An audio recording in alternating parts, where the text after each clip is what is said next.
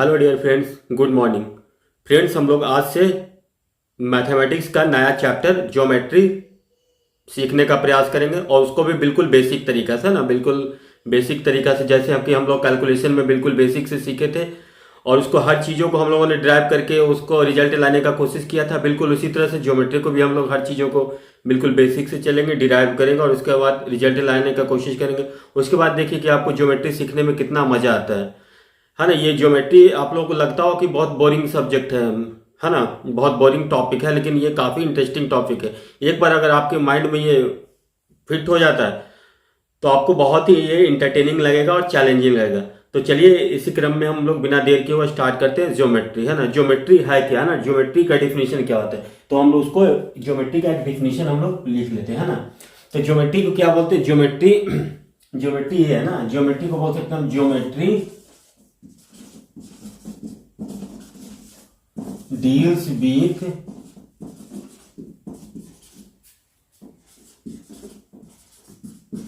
shapes and sizes of figures and their properties।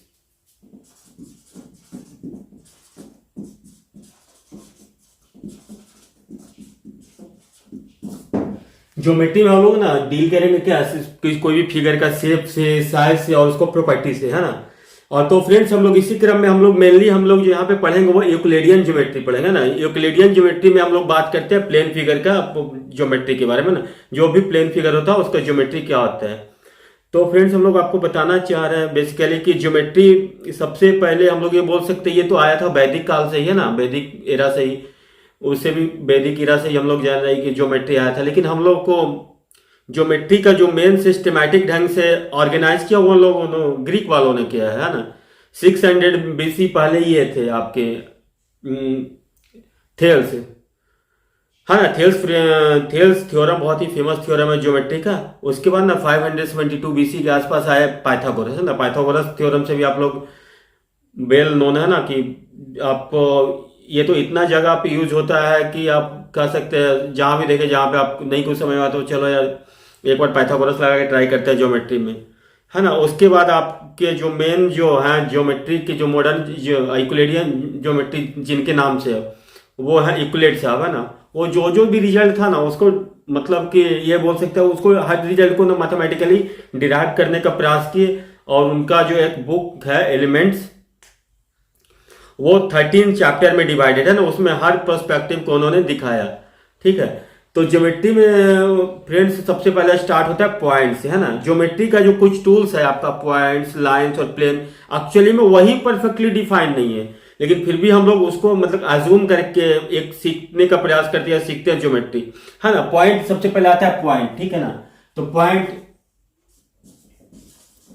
देखिए, point के बारे में हो जाता है कि ये डायमेंशन लेस है ना, डायमेंशन लेस है, ठीक है ना। डायमेंशन लेस है मतलब कि क्या ना, नो लेंथ, ठीक है ना, नो विड्थ, नो हाइट या डेप्थ बोल सकते हो, है ना। तो ये तो ऐसा तो प्रैक्टिकली संभव ही नहीं है कि कोई दुनिया में भी कोई चीज ऐसा हो जिसके पास ना तो कोई लेंथ हो, ना ब्रीथ हो, ना उसका हाइट हो या डेप्थ हो, है ना। तो हम लोग एक्चुअली ये डायमेंशन लेस है ना, लेकिन इसको हम लोग पॉइंट को बस बस अज्यूम कर सकते हैं ना। पॉइंट क्या है ना, आप ही कोई एक फिक्स लोकेशन को डिनोट करता है ना। पॉइंट है जो कि क्या करता है, फिक्स्ड लोकेशन को डिनोट करता है ना। पॉइंट को आप हिंदी में बोल सकते हैं बिंदु, हाँ। पॉइंट को आप ऐसे अज्यूम कर सकते हैं जैसे कि आपका आपका जो पेंसिल का है ना, पेंसिल का जो नीब है या पेन का नीब है, उसका जो बस वो डॉट है ना, उसको हम जो अज्यूम कर लेते हैं कि ये पॉइंट है ना। इसको हम लोग कैपिटल लेटर से, जो इंग्लिश वर्णमाला का जो कैपिटल लेटर है ना, उससे हम लोग ये डिनोट करते हैं। जैसे कि पॉइंट ए है ना, पॉइंट मतलब कि है, मतलब कि ये फिक्स लोकेशन को ये डिनोट कर रहा है ना। और आप ऐसे समझ सकते हैं, पॉइंट को आप ये भी कह सकते हैं कि सर्किल ऑफ जीरो रेडियस है ना। ये तो जीरो रेडियस तो प्रैक्टिकली संभव ही नहीं है ना, चाहे वो रेडियस माइक्रोमीटर में हो, नैनोमीटर में, कुछ ना कुछ तो उसका रेडियस होगा। तो इसलिए हम इसको ऐसे भी कर सकते हैं सर, पॉइंट को ये भी आप डिफाइन कर सकते हैं कि सर्किल विथ नो रेडियस, है ना। पॉइंट को आप ये भी बोल सकते हैं। तो पॉइंट आपका क्या होगा, ये तो एक डायमेंशनलेस है ना टूल है, ये ज्योमेट्रिकल टूल है ना, इसके पास कोई लेंथ होता है ना, ब्रीथ होता है ना, डेप्थ या हाइट बोल सकते हैं, है ना। इसको मतलब हम लोग बस एक अज्यूम कर लेते हैं ना कि जो पेंसिल का या पेन का हमारा जो नोक है ना, उसको हम लोग पॉइंट बोल देते हैं, ठीक है ना। तो एक्चुअली ये तो डिफाइंड है ही नहीं, क्योंकि ऐसा अभी प्रैक्टिकली ये संभव ही नहीं है कि दुनिया में कोई भी ऐसा चीज हो, है ना। उसके बाद हम लोग चलते हैं अब लाइन। देखिए जो ये देखिए पहला ज्योमेट्रिकल टूल है जो आपको पॉइंट है, जो कि प्रैक्टिकली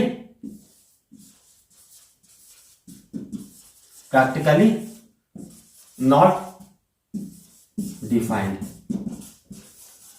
है ना।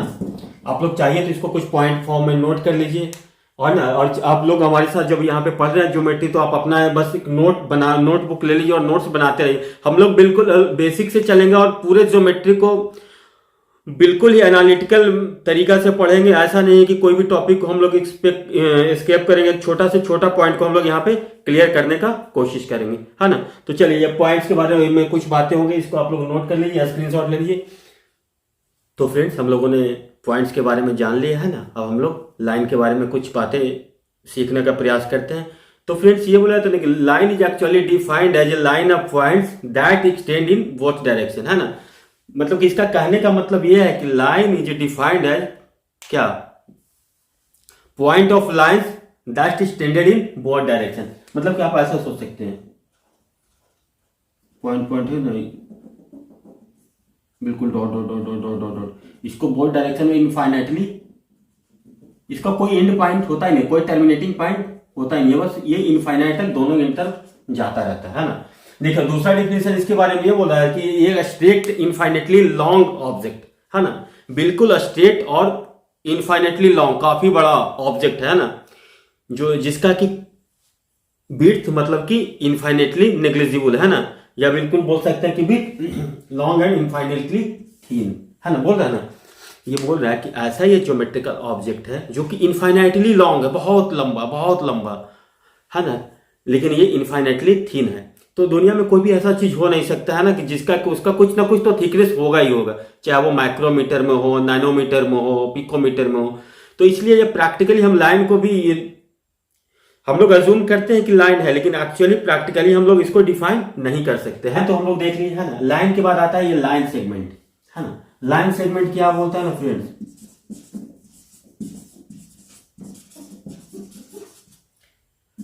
हम लोग बेसिकली लाइन और लाइन सेगमेंट में बहुत ही कंफ्यूज रहते हैं। हम लोग लाइन सेगमेंट को ही लाइन समझते हैं ना, जो कि ऐसा नहीं है। लाइन सेगमेंट ये कहता है ना कि कोई भी दो पॉइंट है ना आपका, इसको हम लोग मिला दें, जैसे पॉइंट ए है, पॉइंट बी है, इसको हम लोग मिला देते हैं, एक लाइन सेगमेंट देता है ना। लाइन को हम लोग डिनोट ऐसे कर सकते हैं, जैसे लाइन है ना ए बी, तो उसको हम लोग ऐसे लिख सकते हैं, लेकिन लाइन सेगमेंट ए बी है तो इसको हम लोग ऐसे डिनोट करेंगे, ठीक है। डिनोशन भी आपका क्लियर होना चाहिए। और देखिए अब तो क्या हो रहा है, अगर लाइन सेगमेंट को हम लोग दोनों तरफ एक्सटेंड कर सकते हैं अप टू इंफिनिटी तक, ठीक है ना। लाइन सेगमेंट को आप, तो लाइन सेगमेंट का मतलब क्या हो गया, लाइन सेगमेंट हो गया मतलब कि हमारा बाउंड्री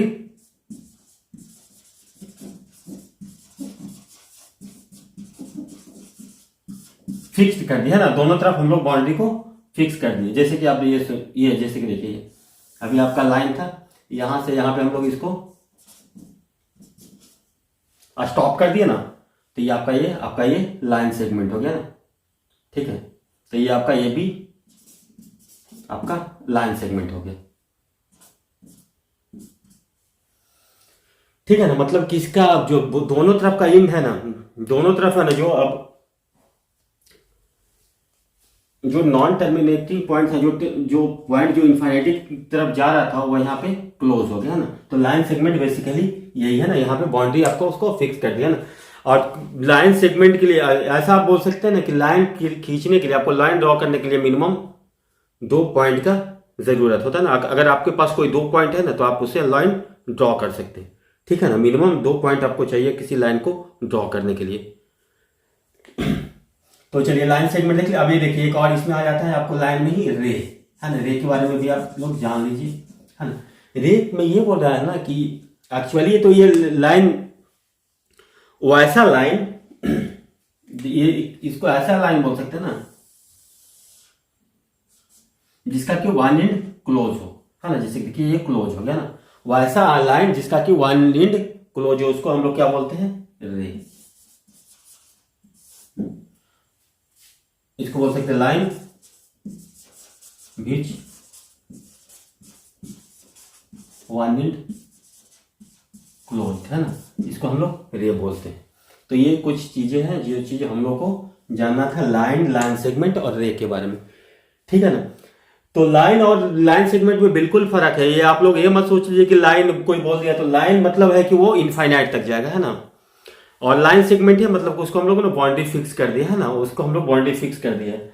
और रे हो गया तो रे हो गया मतलब को ऐसा लाइन जिसका कि मतलब कि एक तरफ आपका जो ये बोल सकते हैं फिक्स कर दिया गया ना बाउंड्री। लाइन सेगमेंट मतलब कि ये बोल सकते हैं कि वैसा लाइन जिसका कि एंड पॉइंट फिक्स्ड है ना, तो उसको हम लोग रे बोलते हैं, ठीक है ना फ्रेंड। तो हम लोग ये लाइन देख लिए, पॉइंट देख लिए,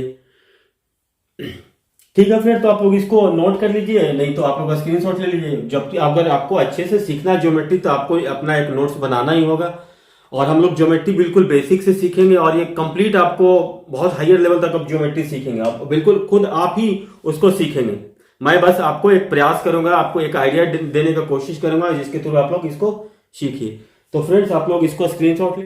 फ्रेंड्स हम लोगों ने पॉइंट देखा, लाइन देखा, है ना, और अब हम लोग प्लेन के बारे में कुछ सीखने का प्रयास करते हैं ना।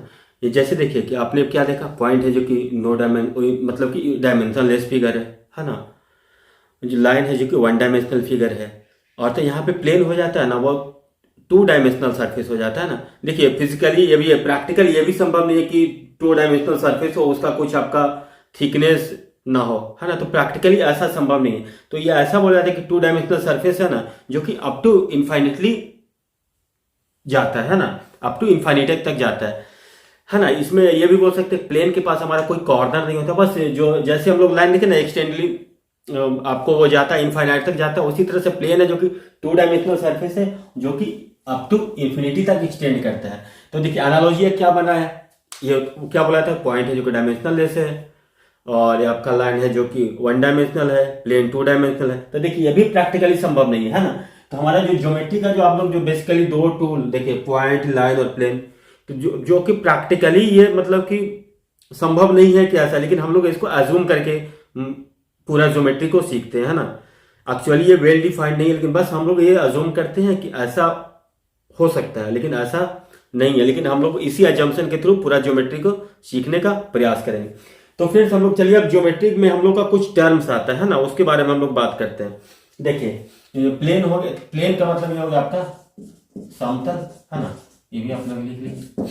और देखिए, और अब आ जाइए आप लोग, ये देखिए इसको आप लोग बोलते हैं, हम लोग बोलते हैं एक्सियम। एक्सियम का मतलब ये होता है ना, इसको आप लोग बोल सकते हैं स्वयं सिद्ध हिंदी में, है ना। तो ज्योमेट्री में कुछ एक्सियम की बात होती है ना, थ्योरम की बात होती है, थ्योरम इसको आप हिंदी में बोलते हैं। और एक आता है करोलरी, है ना। करोलरी मतलब होता है आपका, करोलरी मतलब होता है परिणाम। जो भी हम लोग जो थ्योरम जो जानते, थ्योरम के थ्रू जो हम लोग कोई भी रिजल्ट को लाते हैं ना, उसको हम लोग बोलते हैं करोलरी। तो देखिए एक्सियम, एक्सियम वो चीज होता है ना जो कि स्वयं सिद्ध है। जैसे कि आप ये बोल सकते हैं ना कि किसी भी चीज जो पूरा है, कंप्लीट है, उसका जो पार्ट होगा उससे ऑलवेज बड़ा होगा। समझ रहे हैं बात, मतलब कि ये बोल रहे हैं कि पार्ट, किसी भी चीज का पार्ट है जो उसका जो कंप्लीट से ऑलवेज छोटा होता है, ऐसे भी बोल सकते हैं आपको इसको। और अब ये बोल दीजिए कि अगर कोई ए और बी है, ए इज इक्वल टू बी है, अगर उसमें दोनों में 2 से मल्टीप्लाई कर देंगे तब भी दोनों इक्वल होगा, है ना। तो ये सब, या फिर ए और बी कोई भी चीज है ना, उसको अगर दोनों को हाफ से डिवाइड, हाफ मतलब डिवाइड कर दिए टू से, तभी वो दोनों चीज सेम होगा। तो इन सब चीजों को हम लोग ये बोलते हैं ये कि स्वयं सिद्ध है। तो फ्रेंड्स हम लोग एक्सियम के बारे में बात कर रहे थे ना कि एक्सियम वो चीज को बोला जाता है जो कि स्वयं सिद्ध है ना, उसको प्रूफ करने का जरूरत नहीं है। जैसे कि हम लोग ये सोच सकते हैं ना कि एक पॉइंट, एक लाइन है ना, तो लाइन में आपको कितने पॉइंट हो सकते हैं? एक लाइन में आपके इनफाइनाइट पॉइंट हो सकते हैं ना। और ये दूसरा चीज है कि आप दो पॉइंट से आप एक लाइन को ड्रॉ कर सकते हैं ना, 2 पॉइंट से आप एक लाइन को ड्रॉ कर सकते हैं। तो ये एक तरह से एक्सियम है। और ये आप ये बोल सकते हैं कि जो भी, जैसे देखिए कि ये चीज है, बड़ा अच्छा एग्जाम्पल है, 2 पैरेलल लाइन है उसको एक ट्रांसवर्सल लाइन कट करता है ना, तो ये आप जो ये बोलते हैं ना कॉरस्पॉन्डिंग एंगल, कॉरस्पॉन्डिंग एंगल, ये और ये कॉरस्पॉन्डिंग एंगल है ना, इसको बोलते हैं इक्वल होता है ना, ये भी आपका एक एक्सियम ही है ना। इसके लिए आपको प्रूफ की जरूरत नहीं है, लेकिन बाकी जो इसमें जो भी रिलेशन है उसके लिए हमें प्रूफ का जरूरत है ना, इसलिए उसको हम लोग थ्योरम भी बोल सकते हैं, है ना। और कोरोलरी इस चीज थ्योरम, देखिए अब आते हैं हम लोग थ्योरम पे। थ्योरम वो चीज है ना जिसको कि आप लोग एक रिजल्ट को लाते हैं तो उसको हम लोग को डिफाइन करने का जरूरत है ना, जो रिजल्ट आ रहा है, जो हम लोग जो बोल रहे हैं, जो हमारा जो स्टेटमेंट है, अगर वो सही है तो उसको हम लोग मतलब कि एनालिटिकली या मैथमेटिकली हम लोग जब तक उसको प्रूफ नहीं करेंगे ना तब तक उसको हम लोग थ्योरम नहीं बोलते हैं, है ना। एक्सियम तो हो गया कि आपका स्वयं सिद्ध है, थ्योरम को हम लोग को प्रूफ करने का जरूरत पड़ता है ना, जिसको अब जो थ्योरम को जो हम लोग प्रूफ करते हैं उसी को बोलते हैं प्रूविंग ऑफ थ्योरम। और देखिए करोलरी है ना, वो चीज है ना जिसको हम लोग बाय थ्योरम के थ्रू इसको हम लोग प्रूव करने का कोशिश करते हैं, तो इसको बोलते हैं करोलरी, है ना। और देखिए मैथमेटिक्स में एक ये टर्म आता है स्टेटमेंट, है ना। स्टेटमेंट और सेंटेंस। देखिए स्टेटमेंट क्या होता है, जैसे कि आप बोल दिए कि ट्रायंगल के तीनों इंटरनल एंगल का सम 180 होता है, 180 डिग्री होता है, तो इसको आपको क्या बोलेंगे? ट्रू स्टेटमेंट है ना। अगर हम कोई बोल दिया कि जो आपका क्वाड्रिलेटरल का 4 एंगल का सम 270 डिग्री होता है या 270 डिग्री होता है, तो ये मतलब कि नॉन करेक्ट स्टेटमेंट है ना। अगर आप लोग ऐसे कोई बोल दिया कि x + 10 इज ग्रेटर देन 15, अगर हम इस x के बारे में कुछ डिफाइन नहीं किया है ना, इसके बारे में ये नहीं बता रहा कि वो क्या है, तो इसको हम लोग बोलते हैं सेंटेंस, है ना। तो ज्योमेट्री में सेंटेंस और स्टेटमेंट आपका ये हो गया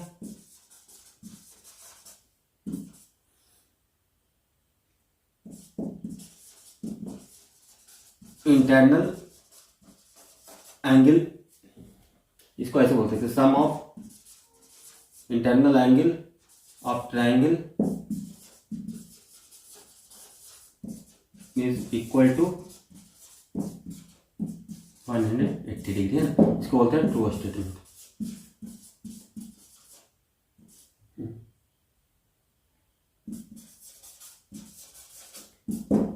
अगर ये x के बारे में हम लोग को कोई डिफाइन नहीं किया तो इसको हम लोग बोलेंगे सेंटेंस। तो हम लोग को इन्हीं चीजों को, कुछ चीजों को हम दिमाग में रखना, उन्हीं चीजों से हम लोग सीखने का प्रयास करेंगे। तो हम लोगों ने ये देख लिया कि ज्योमेट्री में एक एक्सियम होता है, दूसरा थ्योरम होता है और तीसरा करोलरी होता है ना। करोलरी होता है जिसको कि हम लोग थ्योरम के थ्रू प्रूव करते हैं। तो फिर चलिए अब हम लोग इसके बाद कुछ आगे बढ़ते हैं और जो हम लोग जो यूक्लिडियन ज्योमेट्री है उसको सीखने का प्रयास करते हैं ना। जो यूक्लिड साहब थे ना, जो यूक्लिडियन ज्योमेट्री में हम लोग जनरली प्लेन फिगर के बारे में बात करेगा ना, प्लेन फिगर का प्रॉपर्टी और उसका रिलेशनशिप के बारे में बात करेंगे। तो यूक्लिड साहब ने कुछ एजम्पशन रखा था, है ना, उसको हम लोग पहले जान लें कि उन्होंने क्या क्या एजम्पशंस लिया, है ना, या उसको बोलते हैं क्या क्या उनका जो एक्सियम उन्होंने क्या क्या माना, और उसके थ्रू उन्होंने एक एक्सियम माना, एक माना पोस्टुलेट्स,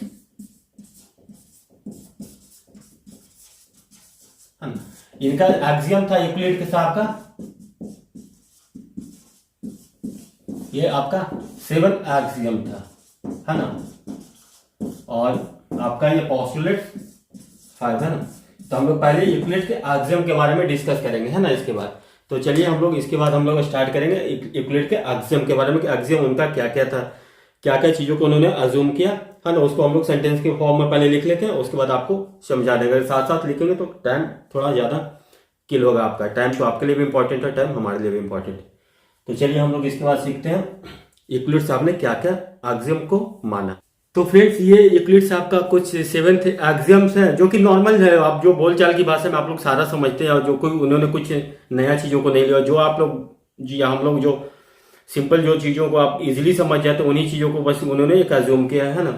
ये एक पहला स्टेटमेंट इनका ये कहता है कि कोई भी चीज़ जैसे कि आपका ये बोले कि B is equal to A है और C is equal to A है और D is equal to A है ना, ऐसे बोल सकते हैं आप। अगर B is equal to A है ना, C is equal to A है, D is equal to A है, इसका मतलब क्या हो रहा है, B is equal to C is equal to D है। हाँ, इनका स्टेटमेंट पहले इनका things which are equal to the same things are equal to one another, समझ गए ना। अगर B आपका A के बराबर है, C A के बराबर है, D A के बराबर है ना, तो इसको आप ऐसे बोल सकते हैं। दूसरा स्टेटमेंट इनका ये कहता है कि the equals are added to equal. जैसे देखिए अब हमारे पास A और B है ना, इक्वल है, ठीक है ना।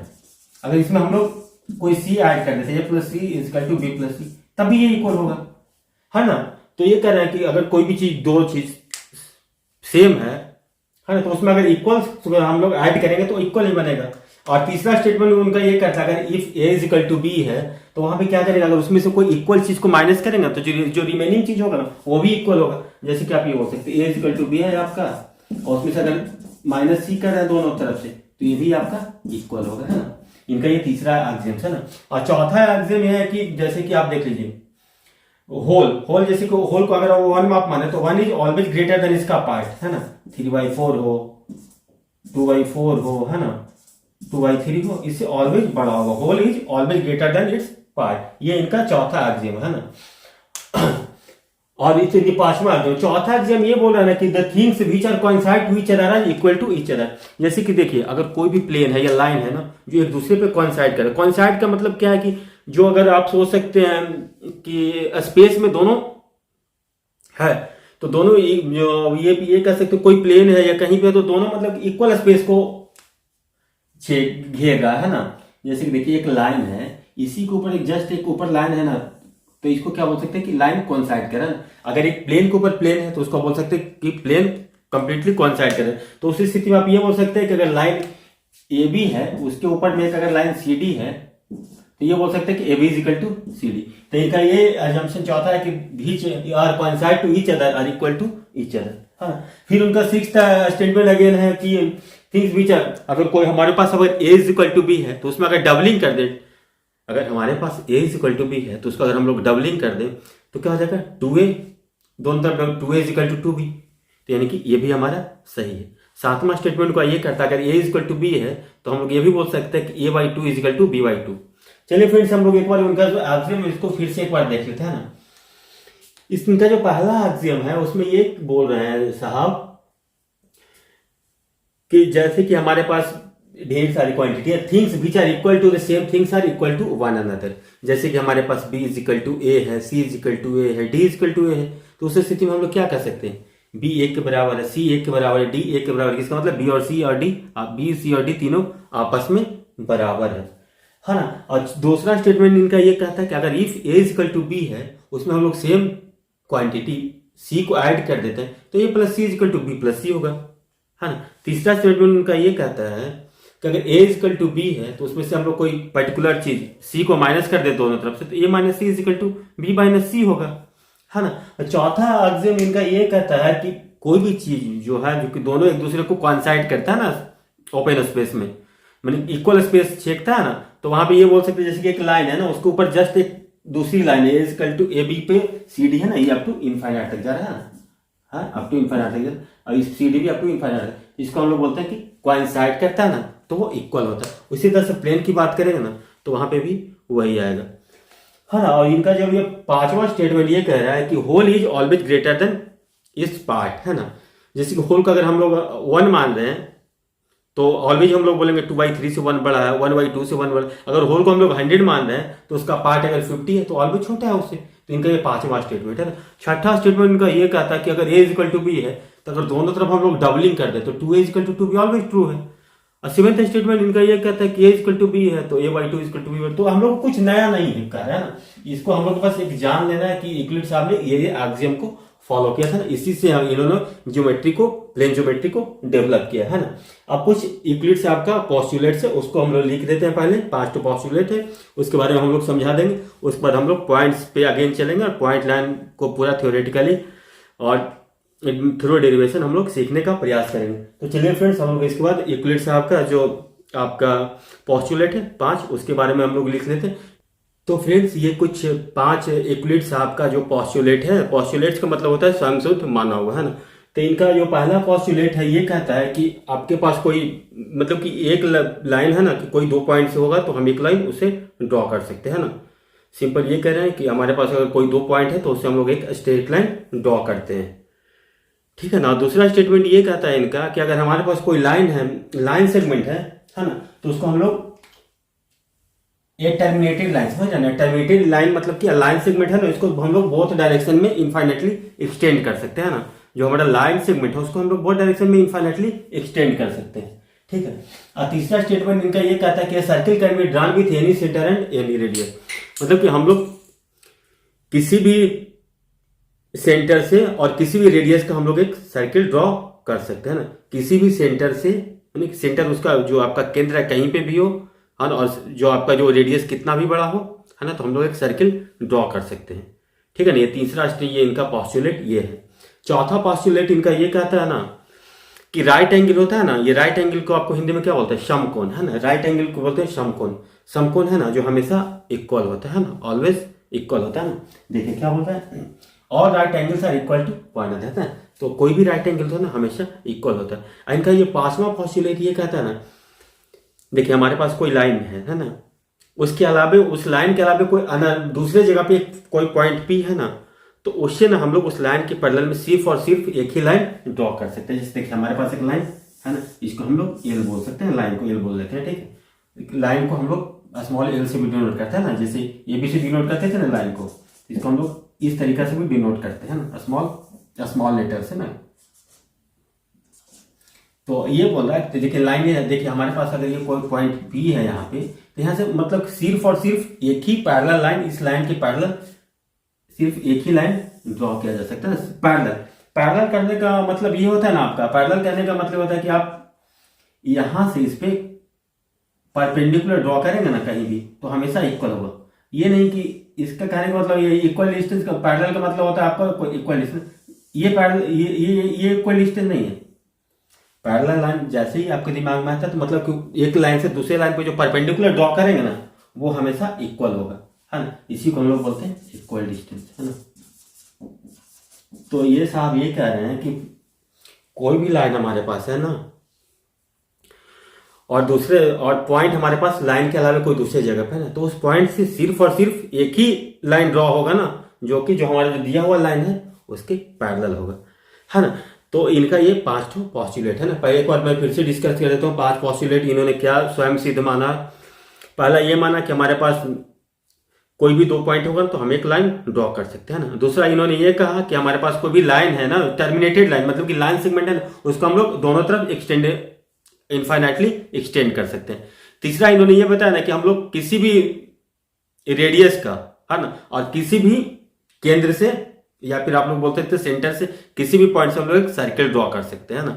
चौथा स्टेटमेंट इनका ये कहता है कि कोई भी 2 राइट एंगल होता है ना, ऑलवेज हमेशा इक्वल होता है ना। और 5वां ये कहता है कि एक लाइन है ना, एक लाइन है, उसके अलावा कोई दूसरा पॉइंट है ना, तो वहां से सिर्फ और सिर्फ एक ही लाइन ड्रॉ होगा ना उस पॉइंट से, जो कि उस लाइन के पैरेलल होगा। तो ये इनका 5 पॉस्टुलेट है। और इस साथ इनका क्या था, एक्सियम था। इसी को इन्होंने बेस मान करके पूरा यूक्लिड ज्योमेट्री को हम लोग को सिखाने का प्रयास किया। हम लोग भी जो बताए हैं 6-7 एक्सियम है इनका, 5 पॉस्टुलेट है, उसी के थ्रू हम लोग पूरा ज्योमेट्री सीखने का प्रयास करेंगे, है ना फ्रेंड। तो चलिए हम लोग पॉइंट तो देख लिए थे, लाइन भी देख लिया था हम लोगों ने, है ना। अब इसके बाद हम लोग चलते हैं इसके बारे में जाने कि क्या किस किस टाइप का लाइन होता है ना।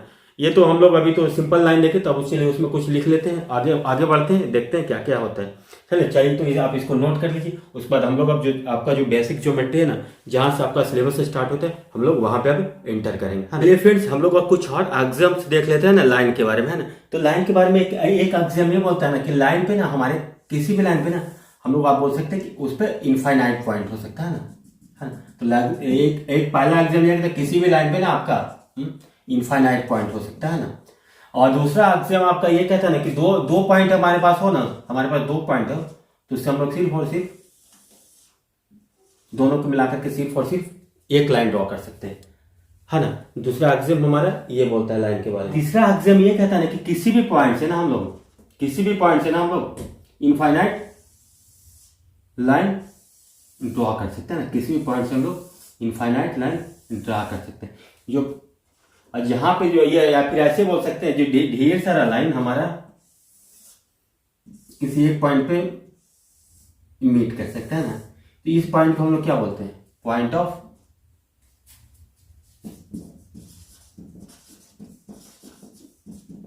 इंटरसेक्शन। इसको हम लोग बोल सकते हैं पॉइंट ऑफ इंटरसेक्शन, है ना। और हम लोग इन सारे लाइनों को क्या बोल सकते हैं, हम लोग हिंदी में इसको बोलते हैं संगामी रेखाएं, या फिर इसको हम लोग बोल सकते हैं इंग्लिश में बोले तो कॉनकरेंट लाइन, है ना। और ये हो गया आपका पॉइंट ऑफ इंटरसेक्शन, है ना। इसको हम लोग क्या बोल सकते हैं, प्रतिच्छेदी बिंदु बोल सकते हैं। श्योर मैं नहीं हूं,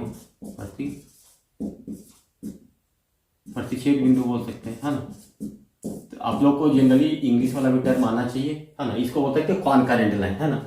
वैसा लाइन जो कि सिर्फ जो कि एक लाइन पे कट करे, या फिर वैसी लाइन जो एक पॉइंट से पास ढेर सारी लाइन पास हो, उसको बोलते हैं कॉनकरेंट लाइन। तो फ्रेंड चलिए हम लोग ने पॉइंट के बारे में देख लिया, लाइन के बारे में देख लिया ना। आप कुछ डिफरेंट टाइप के लाइन है उसके बारे में हम लोग जानने का प्रयास करते हैं। पहला आपका हो गया स्ट्रेट लाइन। स्ट्रेट लाइन मतलब क्या होगा, सीधी रेखा ना, हिंदी में आप इसको बोलेंगे सीधी रेखा या सरल रेखा ना। बिल्कुल जैसे किसी इंसान की बात करते हैं ना, वो बड़ा सिंपल है, सीधा है, तो स्ट्रेट लाइन हो गया ना। कोई भी दो पॉइंट को हमारे पास हो, उससे हम लोग इसको डायरेक्ट मिला दें तो हमको ये, अगर प्लेन आपका स्मूथ हो तो आपको ये सरल रेखा दे देते हैं ना। लेकिन अगर आपका प्लेन या स्मूथ ना हो, तो अगर हमारे पास ये प्लेन स्मूथ ना हो तो हमको यही, अगर इसको ऐसे मिला दें, कब होगा ये, जब ये प्लेन स्मूथ होगा,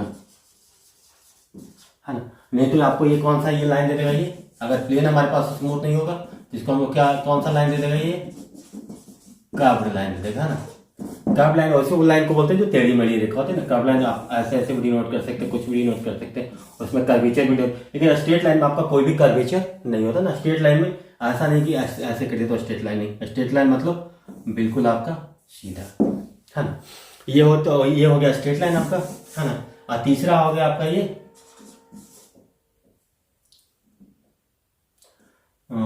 तीसरा आप इसको बोल सकते हैं ट्रांसवर्स लाइन, है ना।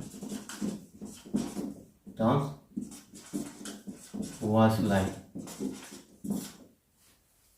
ट्रांसवर्स या ट्रांसवर्सल लाइन में भी इसको बोलते हैं आप हिंदी में प्रतिच्छेदी रेखा ना। तो जैसे कि दो लाइन हमारे हैं ना, दो लाइन अगर आपस में कट करे तो उसको हम लोग क्या बोलते हैं कि ये दोनों आपस में ये प्रतिच्छेदी रेखा ना। और जो यहाँ पे जो कट कर रहा है इसको बोलते हैं प्रतिच्छेद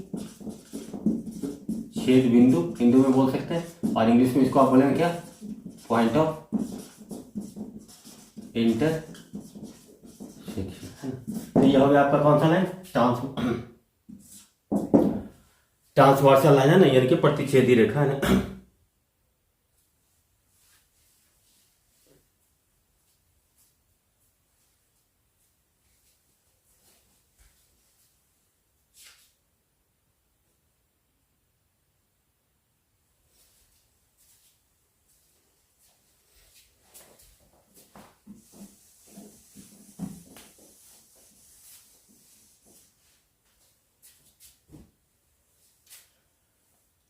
कर्व लाइन हो गया था फ्रेंड। तीसरा आता है हमारा ये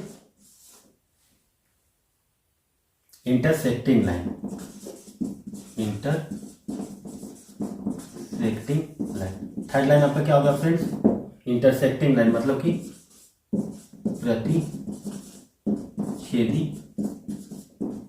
रेखा, है ना। अब देखिए दो लाइन अगर एक दूसरे को कट करें ना किसी पॉइंट को, तो इसे बोलते हैं क्या, प्रतिच्छेद बिंदु, है ना, या पॉइंट ऑफ इंटरसेक्शन। इन दोनों को क्या बोलते हैं, प्रतिच्छेदी रेखा हिंदी मीडियम वाले, और इंग्लिश में क्या बोलेंगे इसको, इंटरसेक्टिंग लाइन, है ना। ये जो कुछ टर्म्स है बड़ा इंपॉर्टेंट है।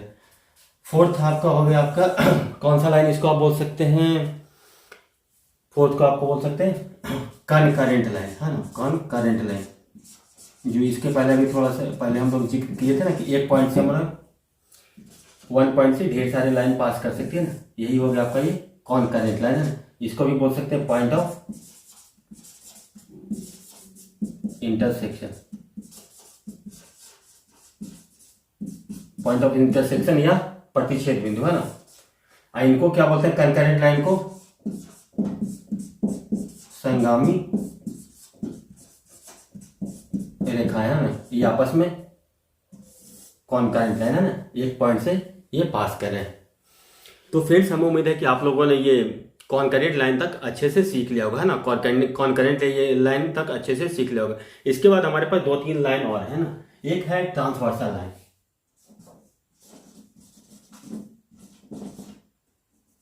ट्रांसवर्सल लाइन या प्रतिच्छेदी रेखा, है ना। इस पे आप लोग बहुत सारा कॉन्सेप्ट देखेंगे ना। कोई एक लाइन है ना जी, एक से अधिक लाइन को काटे ना अलग अलग पॉइंट पे, जैसे कि हमारे पास लाइन एल और एम है ना, लाइन एल और एम को एक पी लाइन है जो कि अलग अलग पॉइंट पे काटे ना, क्योंकि दोनों लाइन अलग है। तो या फिर दो या दो से अधिक लाइन को एक लाइन है ना काटती, तो उसको बोलते हैं ट्रांसवर्सल लाइन, है ना। ये हो गया आपका ट्रांसवर्सल लाइन। और फिर इसके बाद हो गया आपका एक आ जाएगा आपका पैरेलल लाइन। पैरेलल लाइन का क्या मतलब होगा फ्रेंड्स, देखिए पैरेलल लाइन में भी आपको ये दो कॉन्सेप्ट बनता है। अगर आप एक प्लेन में बात करें और दो लाइन के बीच का डिस्टेंस सेम हो तो उसको आप लोग बोलते हैं पैरेलल लाइन, ठीक है ना। लेकिन अगर एक प्लेन में नहीं हो, दो लाइंस आपका अगर एक प्लेन में नहीं हो और उनके बीच का डिस्टेंस अगर सेम हो तो उनको हम लोग बोलते हैं अस्क्यू लाइन। उसके बारे में हम लोग का भी नहीं जानना है, हम लोग को वही जानना है, वही सीखना है ना, कि कोई भी दो लाइन जो कि एक ही प्लेन में है और उन दोनों के बीच का डिस्टेंस अगर सेम है, दोनों के बीच का डिस्टेंस सेम होने का मतलब क्या हुआ, एक लाइन से दूसरी लाइन को जो परपेंडिकुलर ड्रॉ करेंगे ना, कहीं से यहां से यहाँ से, दोनों का अगर इक्वल होगा ना, तब इसको हम लोग बोलते हैं पैरेलल लाइन। अब पैरेलल लाइन को आप कितना भी एक्सटेंड करते हैं ना अप टू इन्फिनिटी तक, कभी एक दूसरे को कट नहीं करेंगे। तो पैरेलल लाइन के बारे में इंपॉर्टेंट पॉइंट क्या हो गया कि पैरेलल लाइन एक दूसरे को कितना भी आप उसको एक्सटेंड करके इन्फिनिटी तक, वो कभी एक दूसरे को कट नहीं करेगा, है ना। और पैरेलल लाइन के बीच में जो परपेंडिकुलर डिस्टेंस होता है, डिस्टेंस का मतलब परपेंडिकुलर डिस्टेंस वाला, ये नहीं कि ये यहाँ से ये डिस्टेंस नहीं, डिस्टेंस का मतलब कि यहाँ से एक परपेंडिकुलर डाले एक लाइन से दूसरे लाइन, वो जो डिस्टेंस होगा वो ऑलवेज इक्वल होगा, है ना। तो आपने पैरेलल लाइन देख लिया। अब देखिए एक आता है परपेंडिकुलर लाइन, है ना। पैरेलल लाइन को आप एक होता है परपेंडिकुलर लाइन,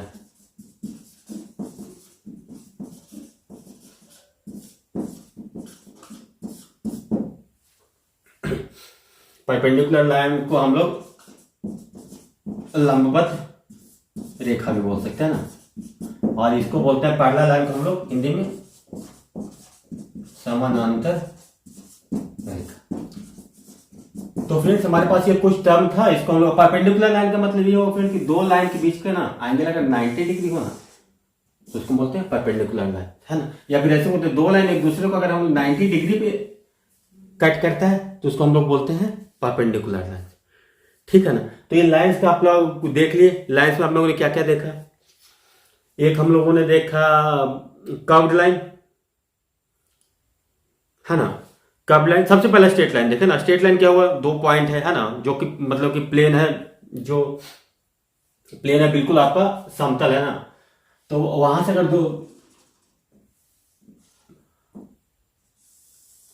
दो दो उसके अगर प्लेन पे अगर दो पॉइंट है उसको हम लोग मिला दें तो वहां से स्ट्रेट लाइन में, अगर अगर प्लेन वही अगर रफ हो गया तो उसको मिलाएंगे तो हम लोग को क्या मिलेगा, कर्व लाइन। और कर्व लाइन ऐसे बोल सकते वैसा लाइन जो कि टेढ़ी मेढ़ी लाइन है ना, वो कर्व लाइन होता है ना। और ये स्ट्रेट लाइन में एक चीज और देखिए कि इसमें कोई भी कर्वेचर नहीं होता, ये बिल्कुल ही स्ट्रेट होता है। उसके बाद हम लोगों ने क्या देखा, इंटरसेक्टिंग लाइन मतलब प्रतिच्छेदी रेखा है ना, दो लाइन एक दूसरे को कट करे उसको बोलते हैं इंटरसेक्टिंग लाइन है ना। जो जिस पॉइंट पे कट करे उसको बोलते हैं, पॉइंट को पॉइंट ऑफ इंटरसेक्शन बोलते हैं। ये आपका हो गया इंटरसेक्टिंग लाइन। उसके बाद क्या आया था एक लाइन आपका कॉनकरेंट लाइन है ना, कॉनकरेंट लाइन। एक लाइन आपका क्या था, कॉनकरेंट लाइन। कॉनकरेंट लाइन मतलब क्या होगा, संगामी रेखा, यानी कि कोई एक पॉइंट से जो ढेर सारी लाइन जो पास करता है ना, या फिर वैसे लाइन को बोल सकते हैं ना, किसी पर्टिकुलर पॉइंट पे ढेर सारी लाइन कट करते हैं ना, उसको बोलते हैं हम लोग क्या, कॉनकरेंट लाइन है ना। मोर देन टू लाइन्स, समझ रहे, मोर देन टू लाइन्स अगर किसी भी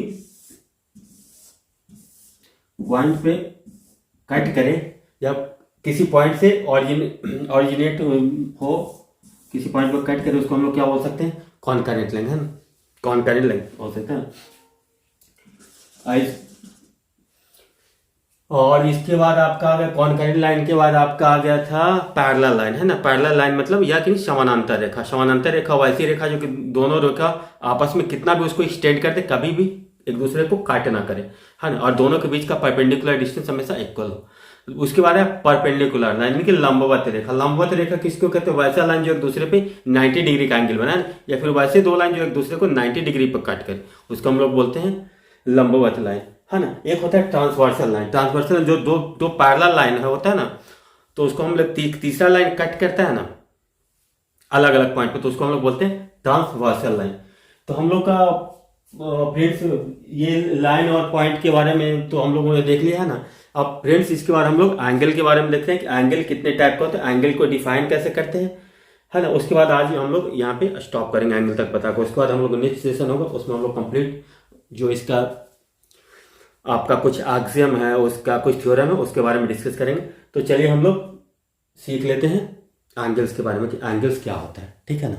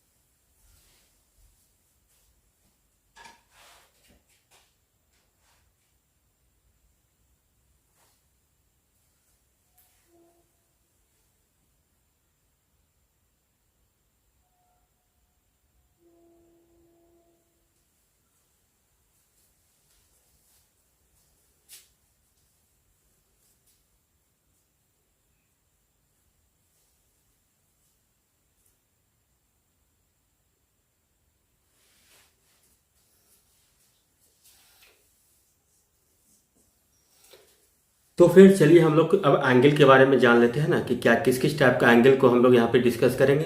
तो एंगल का पहले डिफिनेशन देखते हैं है ना।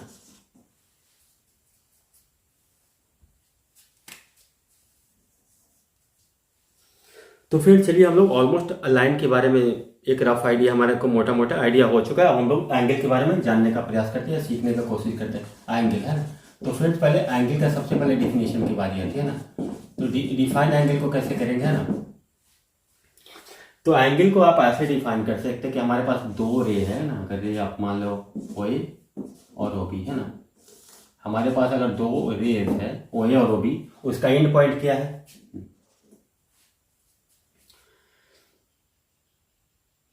मतलब ये कह रहे हैं कि अगर दो रे हो हमारे पास और उसका कॉमन एंड पॉइंट हो ना है ना, दो रे हो हमारे पास, ऐसे कर सकते हैं, दो रे हो, अगर उसका कॉमन एंड पॉइंट हो ना, तो जो पहला रे से है ना दूसरे रे की तरफ जो हम लोग ये इसको रोटेट कर देते हैं ना, और जो ये जो मेजरमेंट होता है ना, इसी को हम लोग बोलते हैं एंगल, है ना, एंगल।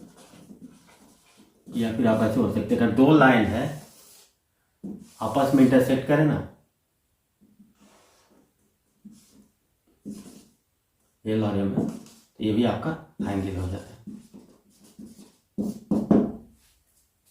तो एंगल को हम लोग ऐसे डिफाइन करते हैं कि दो रे है ना, जहां पे एंड करता है ना,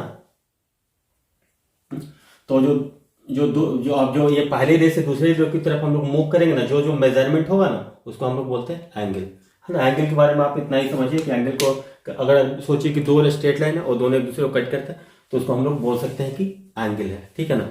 अब देखिए एंगल में हमारे पास भी अब जो सबसे बेसिक हम लोग डिफरेंट टाइप का एंगल्स होता है ना। एक आपका होता है एक्यूट एंगल, है एक्यूट एंगल। एक्यूट एंगल को हिंदी में बोलते हैं न्यून कोण, है ना। एंगल को हम लोग थीटा से डिनोट करते हैं ना, तो न्यून कोण किसको बोलते हैं? अगर थीटा हमारा है कि लेस देन 90 डिग्री, है ना, यानी कि थीटा अगर 90 डिग्री से छोटा है तो इसको हम लोग क्या बोलते हैं? एक्यूट एंगल, है ना। जीरो से अगर बड़ा 90 से छोटा है तो इसको हम लोग क्या बोल देंगे? एक्यूट एंगल, ठीक है ना। इसके बाद आता है हमारा राइट एंगल। राइट एंगल किसको बोलते हैं फ्रेंड्स? राइट एंगल को हम लोग इसे बोल सकते हैं लंबवत कोण, है ना। तो राइट एंगल ये होता है जहां पे अगर थीटा आपके पास इक्वल टू 90 डिग्री हो, तो इसको हम लोग बोलते हैं राइट एंगल, है ना। अब आया आपका ऑब्टूज एंगल।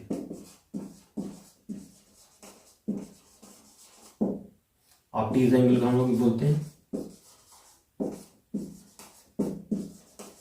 अधिक कोण, है ना। यहाँ पे थीटा क्या होता है? यहाँ पे थीटा 90 डिग्री से आपका थीटा बड़ा होता है और लेस देन 180 डिग्री होता है, जिसको हम लोग क्या बोलते हैं? अधिक कोण, है ना। अगर थीटा आपका 90 डिग्री से बड़ा होता है तो उसको और 180 छोटा होता है, जिसको हम लोग बोलते हैं अधिक कोण, है ना। अब इसके बाद आपका होता है स्ट्रेट एंगल।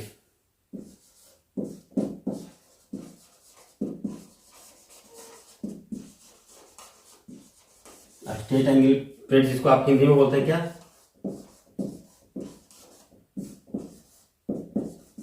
सरल रेखा या रीजु रेखा। यहाँ पे थीटा इक्वल टू कितना होता है आपको?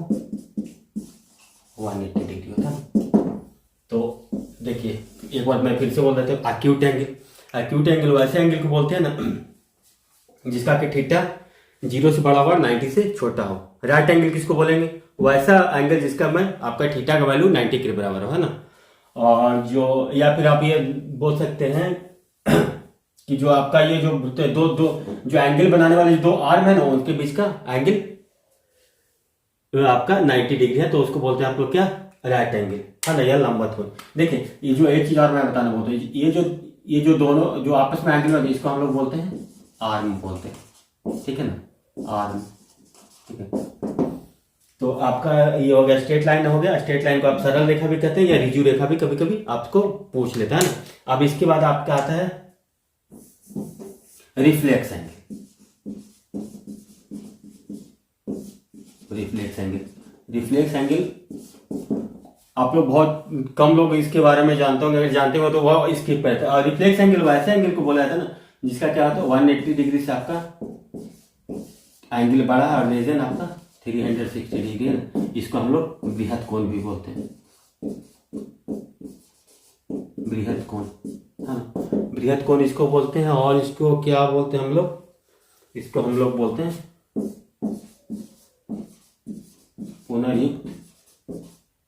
पुनर्युक्त कोण, हाँ। एक होता है कंप्लीट एंगल, ये आपको इसको बोल सकते हैं संपूर्ण एंगल, है ना। कंप्लीट एंगल, पूर्ण एंगल, संपूर्ण एंगल या पूर्ण एंगल, पूर्ण कोण, पूर्ण कोण हो गया आपका 360 डिग्री है ना। पूर्ण कोण आप किसको बोलेंगे, देखिए ये आपको हो गया सरल कोण है ना, सरल कोण या फिर स्ट्रेट एंगल है। स्ट्रेट एंगल आपका होता है 180 के बराबर है ना, ये उसको बोलते हैं स्ट्रेट एंगल या सरल कोण। ये भी आपका आर्क्सियम है ना, इसको भी आपको प्रूफ करने का जरूरत नहीं है। लेकिन ये कंप्लीट एंगल है। देखिए कंप्लीट एंगल क्या होता है, अगर एक रे है हमारे पास ये इस प्रकार से ओ ए, जिसका 3 पॉइंट ओ है ना, और ये इनफाइनाइट तक जा रहा है, ओ ए हम इस रे को मान लेते हैं, तो इसको ये कर सकते हैं अगर इसका एंड पॉइंट को हम लोग एक रोटेट कर दे आपको एंटी क्लॉकवाइज में है ना, अगर इसका एक पॉइंट को हम लोग रोटेट कर दे एंटी क्लॉकवाइज में, घड़ी के जो घड़ी का सुई जो दिशा में घूमते हैं उसके अपोजिट दिशा में, लेकिन एंटी क्लॉक में रोटेट करना वापस उसी पोजीशन पे आ जाए ना, जिसको हम लोग बोलते हैं पूर्ण एंगल है ना, तो इसका वैल्यू होता है 360 डिग्री है ना।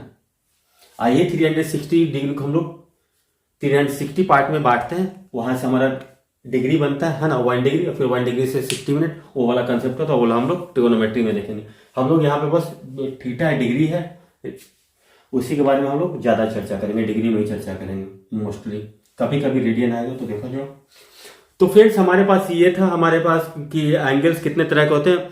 कल फ्रेंड्स हम लोग पेयर ऑफ एंगल्स के बारे में जानेंगे कि कौन किस टाइप का एंगल्स होता है ना। तो उस क्रम में हम लोग देखेंगे कि कौन सा होता है आपका वर्टिकली अपोजिट एंगल किसको कहते हैं, यानी कि शीर्षाभिमुख कोण क्या होता है, आपका अल्टरनेट एंगल किसको बोलते हैं है ना, इंटरनल एंगल किसको बोलते हैं, पेयर ऑफ एंगल में आपका कॉम्प्लीमेंट्री एंगल क्या है, सप्लीमेंट्री एंगल क्या है, और आप ये बोल सकते हैं एक्सटर्नल एंगल क्या है, और आपका कॉरस्पॉन्डिंग एंगल क्या होता है। इन सब चीजों के बारे में चर्चा हम लोग अगले क्लास में करेंगे ना, जिसको आप लोग बोलते हैं pair of angle. Pair of angles के बारे में हम लोग चर्चा नेक्स्ट क्लास में करेंगे है ना। उसके बाद हम लोग सीधा इसके कुछ जो थ्योरम्स होगा वहां पे जाएंगे और एक एक चीजों को अच्छे से क्लियर करने का कोशिश करेंगे। तो फ्रेंड्स थैंक यू, धन्यवाद, बाय बाय।